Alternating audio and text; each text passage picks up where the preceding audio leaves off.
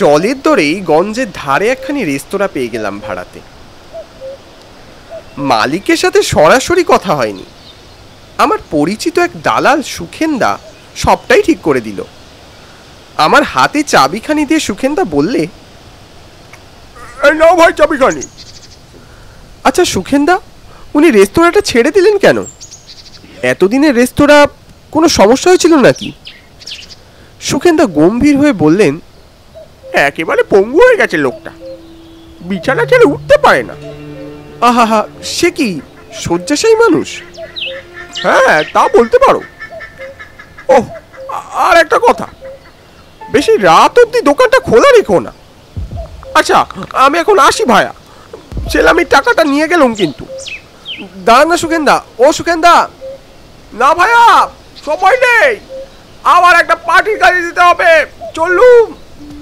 সুখেন্দা হন্তদন্ত হয়ে সে জায়গা ছেড়ে চলে গেল। আমি বন্ধ হবার রেস্তোরাঁর সামনে গিয়ে দাঁড়ালাম।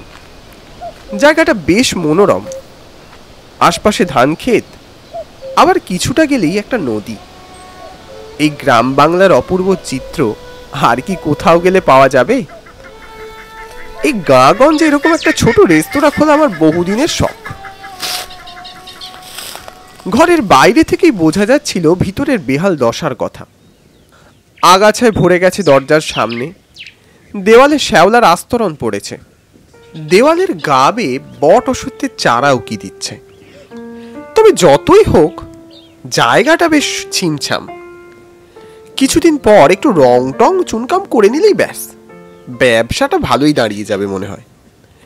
সহসা নজরে এলো দেওয়ালের গায়ে ঝুলছে পুরনো সাইনবোর্ডটা। আবছা নামটা চোখে পড়ল, শরৎ কেবিন।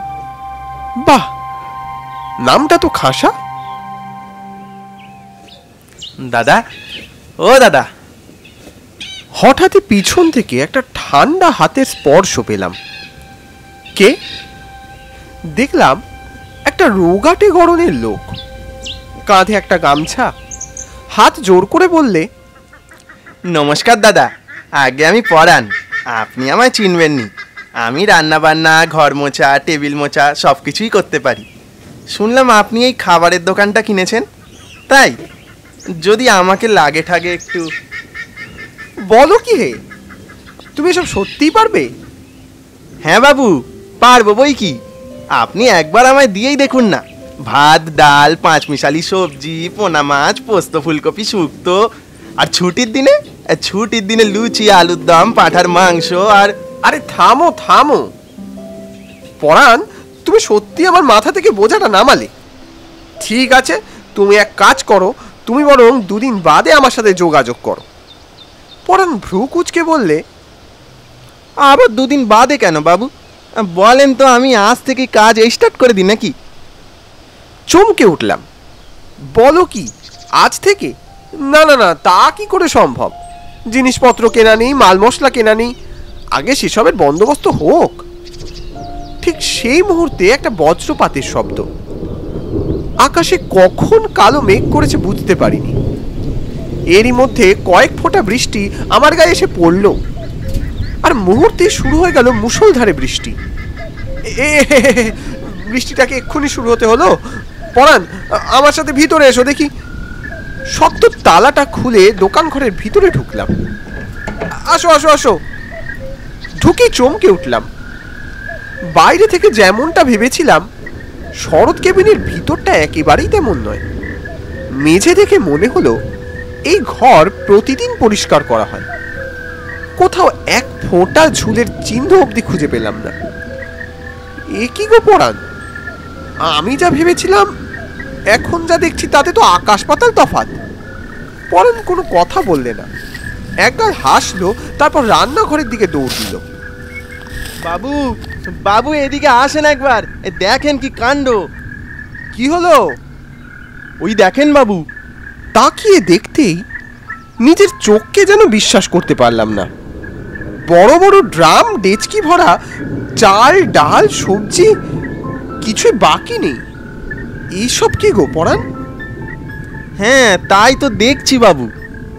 ব্যাপারটা কি বুঝতে পারছি না তো। এত চাল, ডাল, সবজি এলো কোত্থেকে? দাঁড়াও তো, সুখেনদাকে একটু ফোন করি। সুখেনদার ফোন বেশ কিছুক্ষণ বেজে গেল, কোনো সাড়া এলো না ওপাশ থেকে। পরাণ বললে, হ্যাঁ দাদা বাবু, এসব যা কিছু সবই ওপরবেলার কেপা, বুঝলেন। আমি বরং একটা কাজ করি, চাল ডাল দিয়ে খিচুড়ি বসিয়ে দিই, বুঝলেন। তার সাথে গরম গরম বেগুনি আর একখানি সবজির তরকারি। দেখবেন বাবু, কোনো খদ্দের ফেরত যাবে না। আরে দাঁড়াও দাঁড়াও, তোমার মাইনেপত্র তো কিছুই ঠিক হলো না। আহা দাদা বাবু, এসব নিয়ে চিন্তা করবেন না। আপনি বরং বাইরে গিয়ে বসেন, দেখুন যদি কোনো খদ্দের টদ্দের আসে। বাইরে কাউন্টারে এসে বসলাম। এখনো আকাশ ভেঙে বৃষ্টি হয়েই চলেছে। রান্নাঘর থেকে ঠুংঠাং শব্দ শুনে বুঝলাম পরাণ কাজে হাত লাগিয়েছে। বৃষ্টির ঠান্ডা হাওয়ায় চোখটা যেন জুড়িয়ে এলো।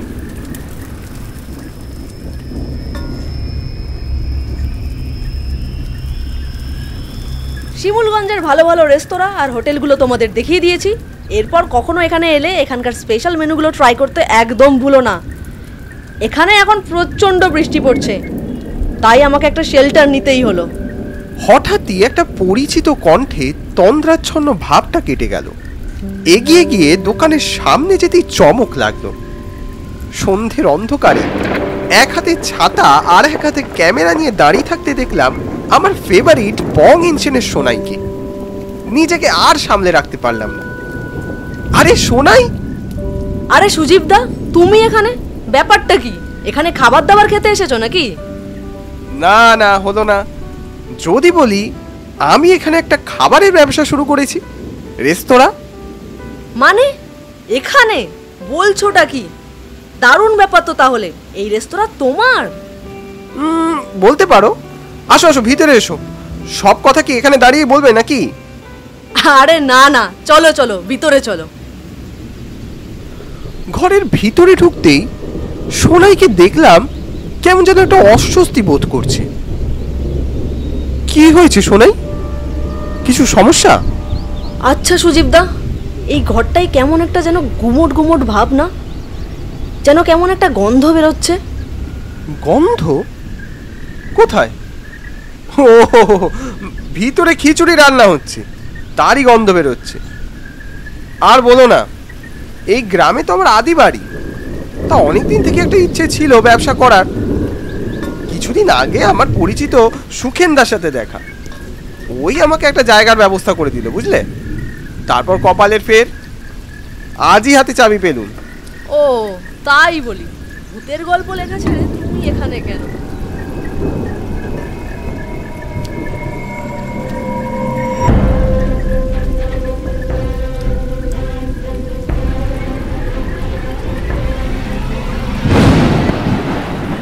দাদা বাবু, ও দাদা বাবু, একবার এদিকে আসেন।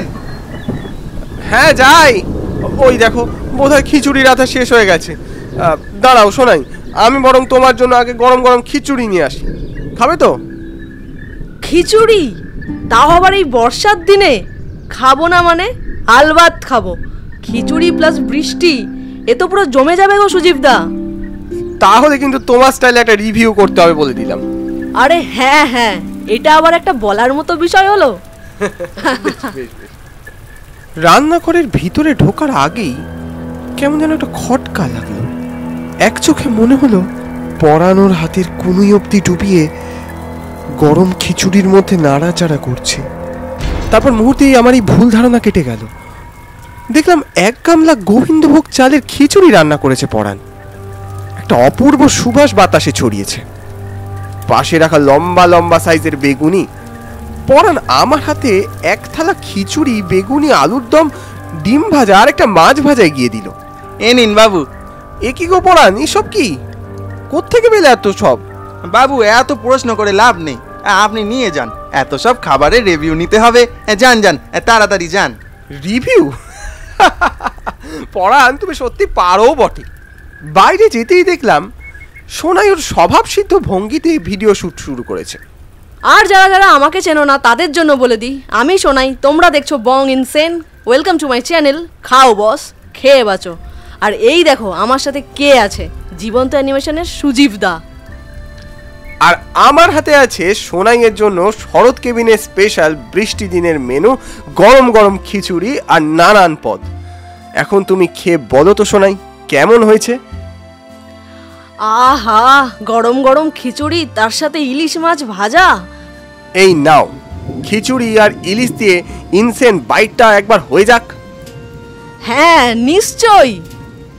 খিচুড়ি আর ইলিশ মাছটা মুখে তুলতেই ওর মুখটা কেমন যেন পানসে হয়ে গেল। ক্যামেরাটাকে নামিয়ে আমার দিকে ফিরে বলল, সুজিবদা, কি ব্যাপার বলো তো? খিচুড়িটা থেকে তো কোনো স্বাদ গন্ধ কিছুই পাচ্ছি না, কেমন যেন টেস্টলেস। আমি তো আর ভুল রিভিউ দিতে পারবো না সুজিবদা। আর ইলিশ মাছটা থেকে যেন কেমন একটা পচা মাছের মতো গন্ধ বেরাচ্ছে। কি দিয়েছো বলো তো এতে? এই রে, তা তো আমি বলতে পারবো না। দাঁড়াও, যে রেঁধেছে তাকে বরং ডাকি। পরাণ, পরাণ, একবার এদিকে শোনো তো ভাই। হ্যাঁ বাবু, যাই। পরাণ রান্নাঘর থেকে বেরিয়ে সশরীরে এসে দাঁড়ালো। শোনাই, ইনি রেঁধেছেন। সুজিবদা, তুমি কার কথা বলছো? এখানে তো কেউ নেই। অবাক হলাম, দেখলাম পরাণ এক দৃষ্টিতে ওর দিকে তাকিয়ে আছে, কিন্তু কথা বলছে না। আমি সত্যি বলছি সুজিবদা, ওখানে কেউ নেই। কি হলো পরাণ, তুমি কিছু বলো। দেখলাম পরাণের চোখ দুটো লাল হয়ে গেছে।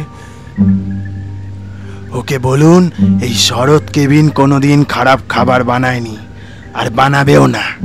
যা খুশি বানিয়ে বললেই হলো নাকি? সেসব তো ঠিক আছে, কিন্তু ও যে বলছে তোমাকে নাকি ও দেখতে পাচ্ছে না।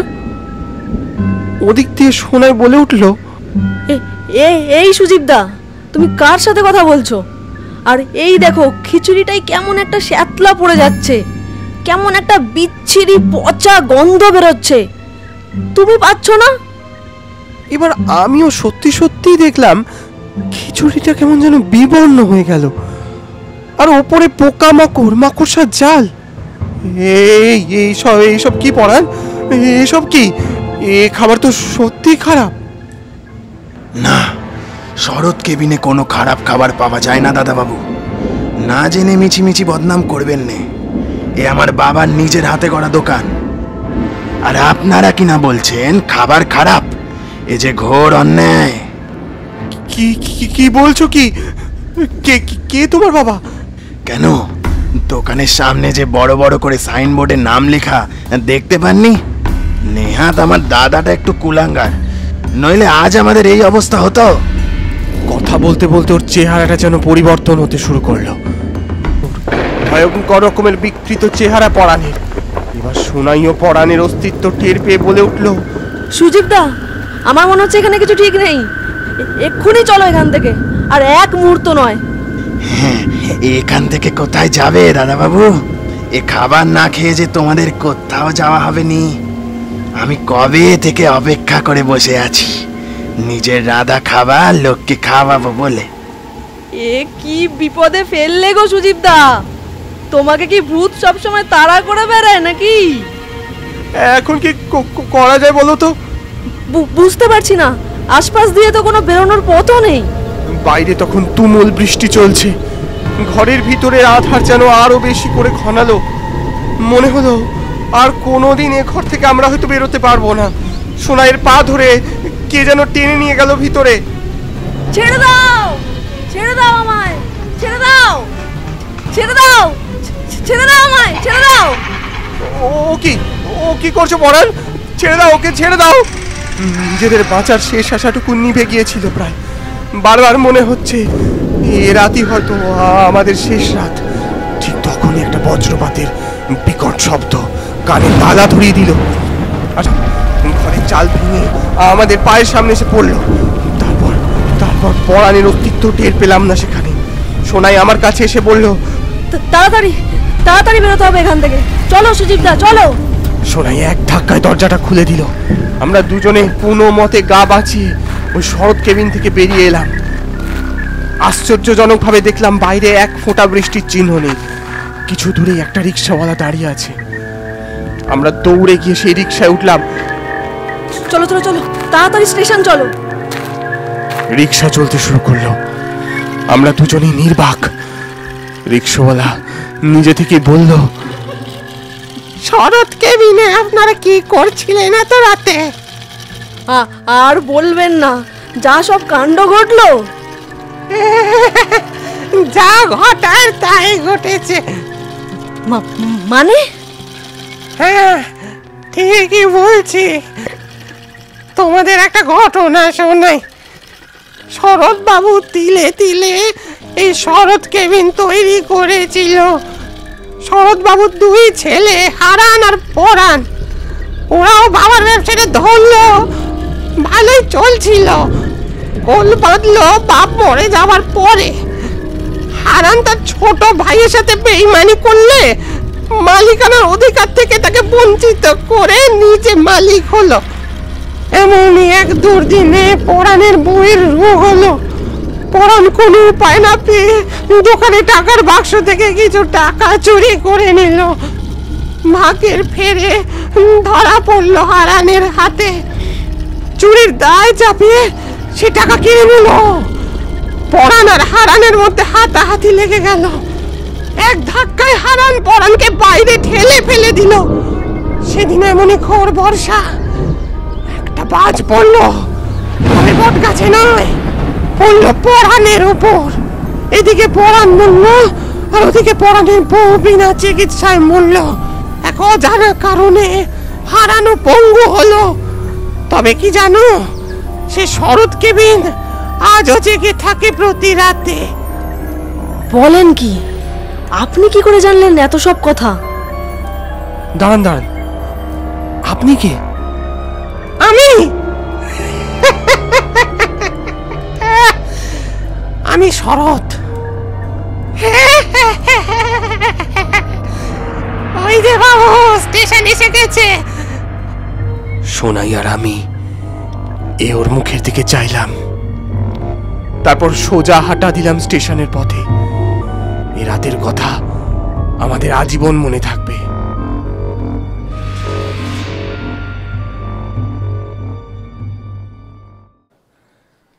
তাহলে গল্পটা আজকের কেমন লাগলো নিশ্চয়ই কমেন্টে জানাবে। আর এই গল্পে বং ইনসেনের সোনাইয়ের সাথে আমরা কোলাবোরেট করেছি।